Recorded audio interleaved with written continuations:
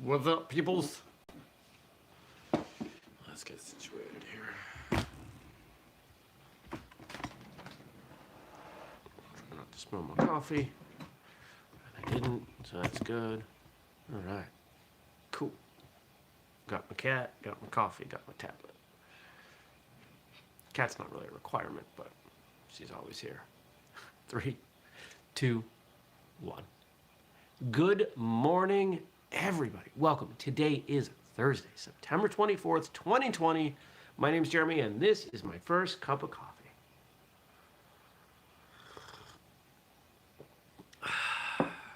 So, yesterday was a productive day. Holy cow.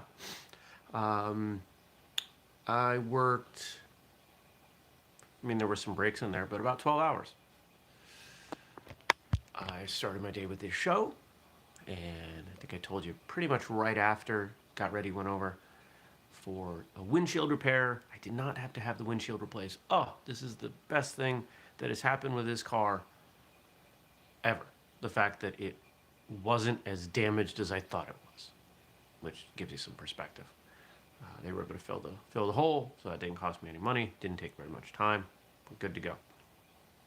Popped over to Panera to get some work done and asked for decaf because I had already had 2 cups of coffee. Yes, hello. And I think they gave me regular. Oh, because I was bouncing for the rest of the day. It was really hard to handle the rest of my day with all that caffeine going on, to be honest with you. But a lot of things happened. A lot of good stuff happened. Had one meeting, and the rest of it was just putting the hammer down on work. I got a number of projects done. Did some financial stuff. Took one of my short-term loans and got the company to spread it out to a longer-term loan. All very good things. So I was really pumped about that. So, yeah. Took a walk, not terribly long, about 1.5 miles. Towards the end of the day, made some dinner, watched some TV. Went to bed, now we do it again.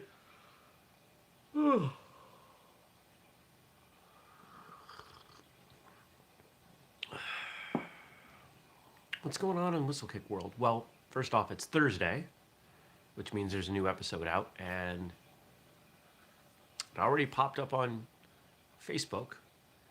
You might have seen it. Today's episode is what to do if your martial arts school closes. And most of the content we've been doing has been from the perspective or for school owners. This one's not. This is for students. What do you do? And this is very timely. I know several people who just faced this. Eric, thinking of you. I don't know that Eric watches this show, but Eric's been a loyal whistlekick fan for a long time.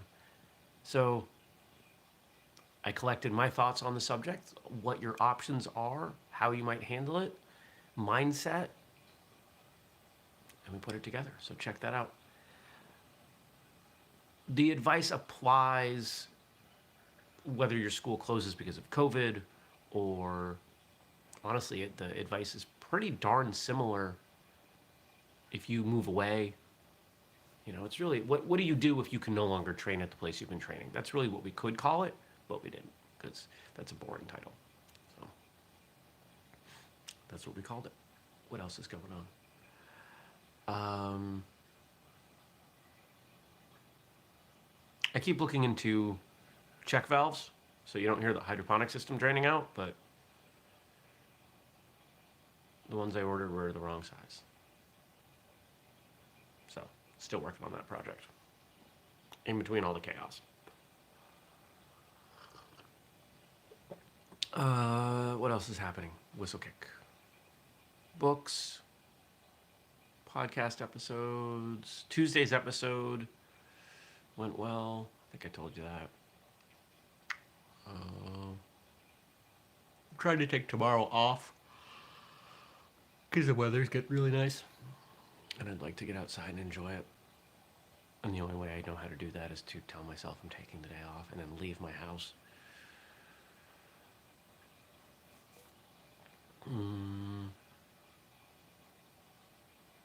We ran a friends and family sale the last couple days with a pretty solid discount. A number of you took advantage of that, so thank you. That was only available to people I am personally Facebook friends with. But the items are still up there.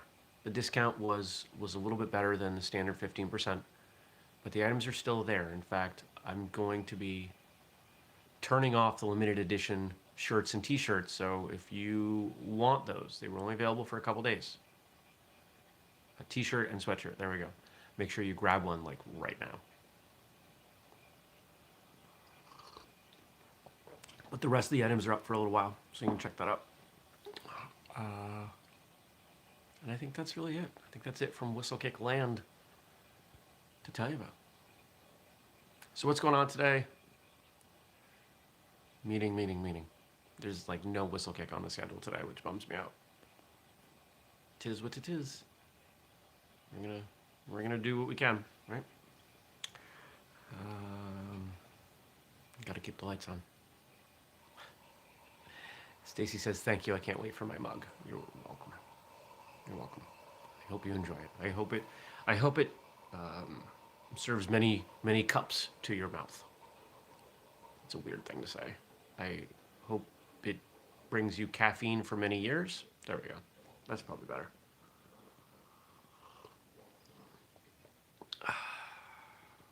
All right. I don't know what else to say, so I'll look at what you all wrote. What did you say? If you have something to say, drop it in the comment section below, and I'll reply tomorrow. Oh, tea. Stacy says we'll bring tea for years to come. Yeah, perfectly acceptable to drink tea in conjunction with the show. It doesn't have to be coffee. It's first cup. It doesn't say first cup of coffee. It says first cup.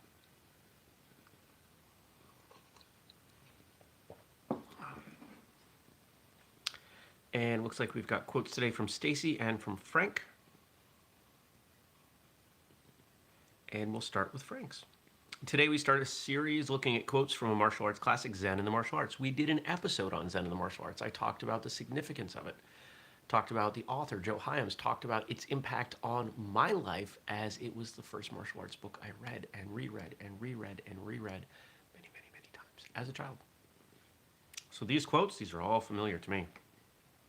The first one, a man who has attained mastery of an art reveals it in his every action. Samurai Maxim. And unlike what I thought when I was a small child, Samurai Maxim was not the name of a particular samurai. A maxim is a saying. So it was a samurai parable, quote, sort of a thing. A man who has attained mastery of an art reveals it in his every action. Yes. This, again, we've said this a few times, but this reminds me of the definition of Kung Fu, which is mastery. It's not mastery of martial arts, it's just mastery. When you master something, you express it in everything you do. If you get really good at martial arts, it's going to affect your balance and the way you walk and the way you open a door and the way that you step aside for people or move in a crowd. It's going to impact the way that you sit in a crowded restaurant or stand in a group. It's going to impact the clothes you wear. It's going to change all of those things because they all become aspects of you and how you relate to the world, how you look at the world. And this is why you can sometimes figure out if somebody's a martial artist. If you watch them, say, you train or you used to train, tell me about it. And they'll say, oh, how did you know? Oh, because I trained too. And I noticed you doing this, that, and the other thing. Oh.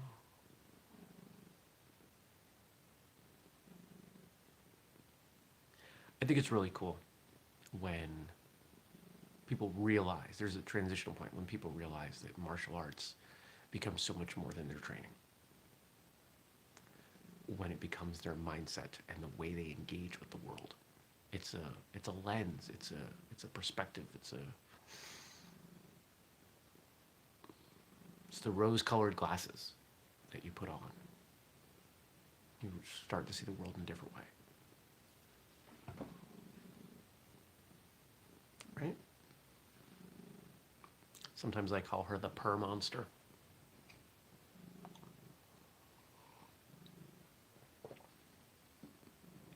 What episode was that Zen and the Martial Arts one? It was early. It was in the first 100. I bet you could find it. I bet you could find it pretty easily. Next, from Lao-TZU. Knowing others is wisdom. Knowing yourself is enlightenment. How does knowing yourself become enlightenment? Enlightenment because once you figure out what makes you tick, you can start to adjust and you can start to move in the right direction, because there's a good chance that you want to be more than you are. If you're training, if you're watching this show, you probably want to be more than you are. And the better you know yourself, you can figure out how to get from A, where you are, to B, where you want to go. The two most important points on any journey are where are you and where are you going? And a lot of us spend a lot of time figuring out where we're going, but we don't know where we are. How do you get there? If I just said, hey, give me directions to Detroit, your obvious question should be, from where?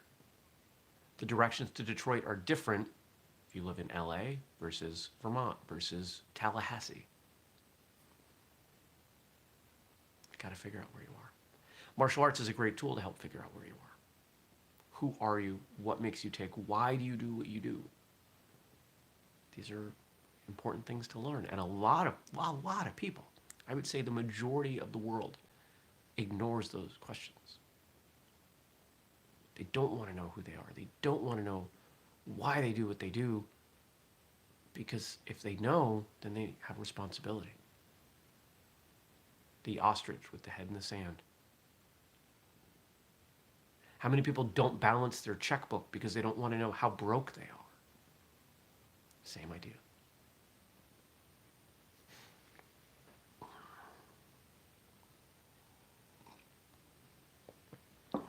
Knowledge is power. It doesn't change the reality, but it gives you the ability to figure out how do you get from where you are to where you want to go. Next. Nothing is impossible to a willing mind. That comes out of the books of the Han Dynasty. Nothing is impossible to a willing mind.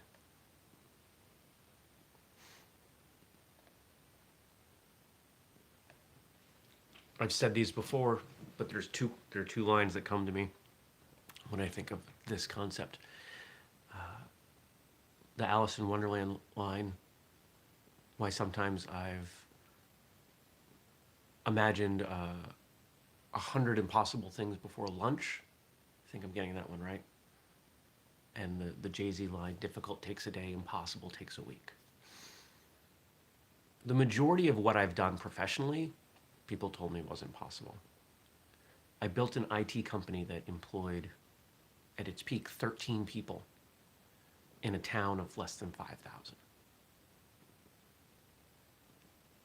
And now, whistlekick is going up against multi-million-dollar organizations, and in some ways, we're eating their lunch. Take a look at, who's the one doing the lists for podcasts? Twice now they've awarded us the top martial arts podcast. Great. I'm honored. Show me a company that's putting as much effort and I'll read that in a moment, Jason. That's great.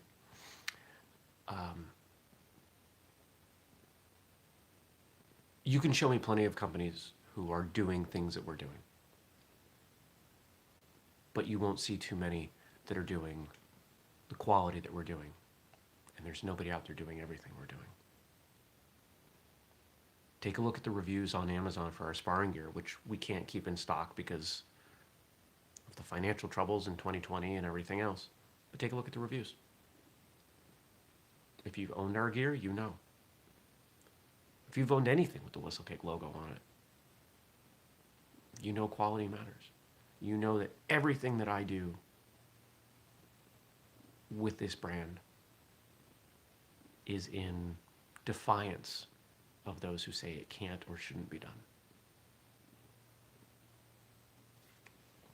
And Jason wrote in, those who say it cannot be done should stay out of the way of the people doing it. I recognize that quote, but not who it's from. Maybe you can remind me.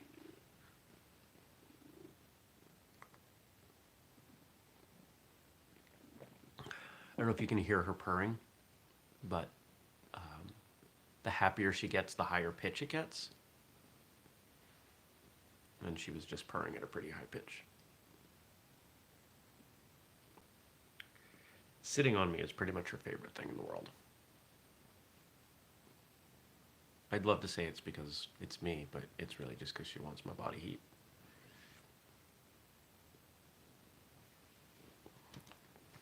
She was very upset this morning because I had forgotten to take out more food from the freezer, and so the food I put in her dish was frozen. She does not like that.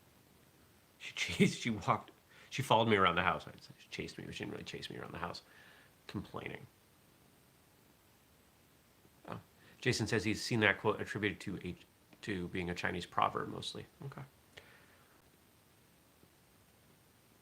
Maybe it must be older than I'm thinking. I thought it was a reference to pop culture, to a movie or a TV show.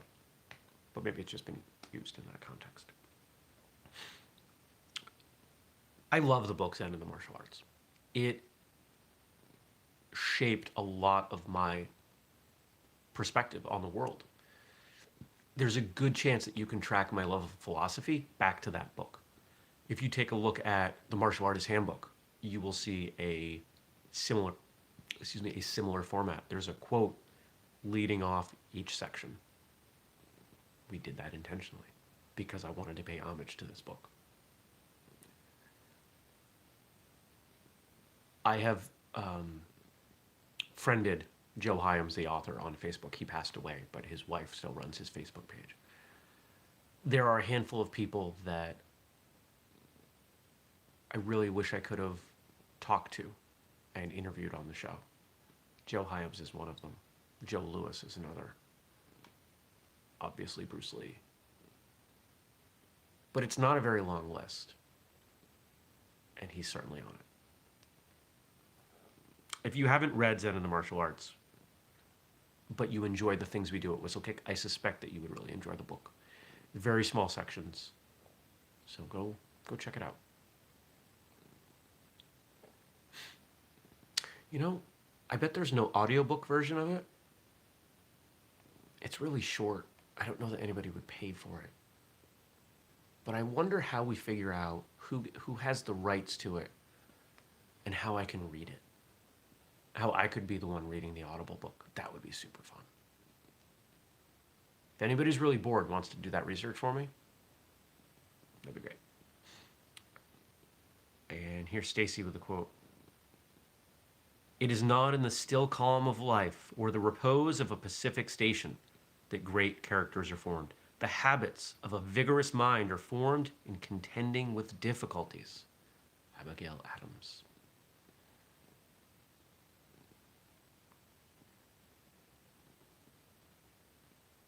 A very eloquent way to say iron sharpens iron, or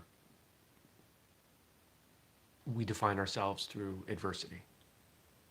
It's the challenges of life. It's the difficulties that help us figure things out.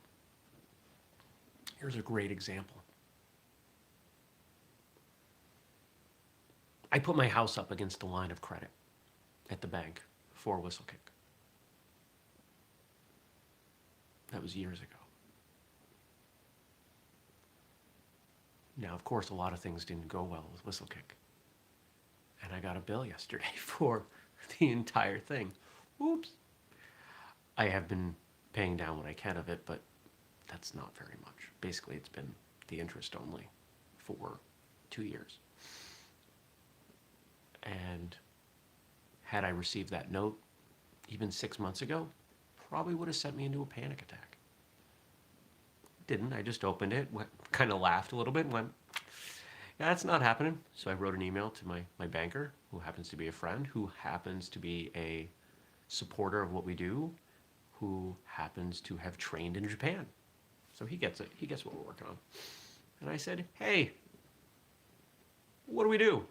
And he said, well, it's probably time to turn this into a conventional loan rather than a line of credit. I said, I think you're right. So that's what we're working on. It's just balancing money. Money is a tool.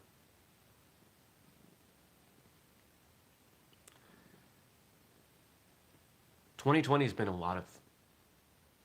2020 has had a lot of adversity. If that's how we define ourselves, if that is what creates character and brings knowledge, we are all much better and much smarter for it. I hope that despite the difficulties, despite how crummy so many things are, that you're able to appreciate the gifts that have come of it. If you were forced to stop training for a couple months and realized how frustrated or unhappy you were without your training, that taught you something. It's really important to you. If you found that maybe you missed training but not the place you were training, that's a lesson. There's a lot of knowledge in the things that happen to us and with us and for us and around us. But we're not always good at looking at them, at understanding, or even just trying to wrap our heads around them. 2020 has given us plenty to wrap our heads around if we can. This is a difficult time. And I would love to say that it's just going to get easier. I don't know that that's true.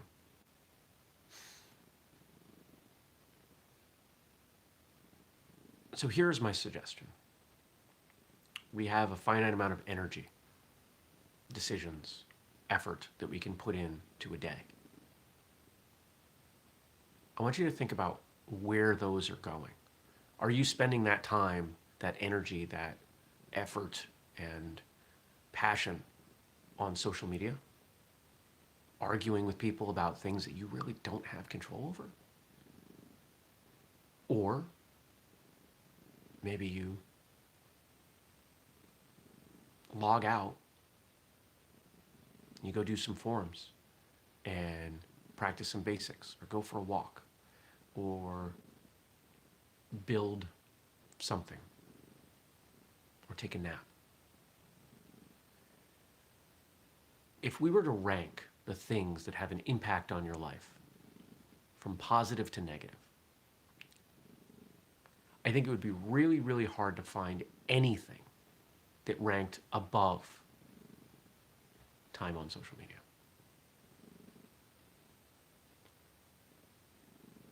I will be very honest. I use social media for two reasons. 2.5. One, professionally. Social media for a small company like us is still the most cost-effective way to reach people. Things like this. It's over YouTube. It's still social media. 2, a lot of people in my life use Facebook Messenger to communicate with me. So there's number 2. And then the half, just to see what's going on in my friends' lives.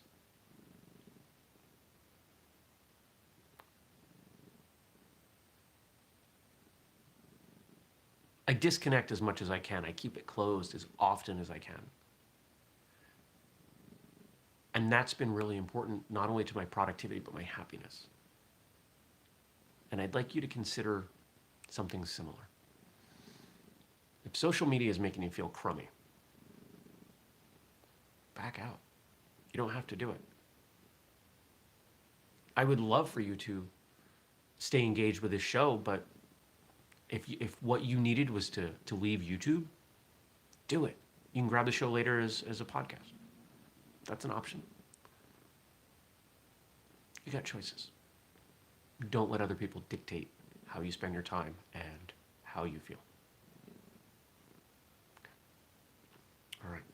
If you have questions, comments, if you want to respond to something, anything like that, once the show is closed, leave it in the comment section. I will respond tomorrow. Go check out today's episode of Martial Arts Radio. It's on YouTube. It's in your podcast feed. It's at whistlekickmartialartsradio.com. We have solved just about all of the problems from the infection. The infection was not spreading. It was just serving ads. In fact, there's only a 1 in 1,000 chance that you would even see anything wrong there. So feel free to go check it out, whistlekickmartialartsradio.com. And have a great day. For those of you who don't typically, if you wouldn't mind hitting the like button, the thumbs up button on these videos, that actually helps. We're putting a little bit more effort into setting the shows up for people to find it. So thank you to Frank. I've been working with Frank on that. For those of you that don't know, Frank does a lot of work behind the scenes. Frank is awesome. He's become a good friend, and I really value him and his time. And I value all of you. So thanks for coming by. Thanks for watching. I'll be here doing it again tomorrow, live, 6:30 a.m. U.S. Eastern Time, right here on YouTube. Thanks for watching, everybody. Take care. Peace.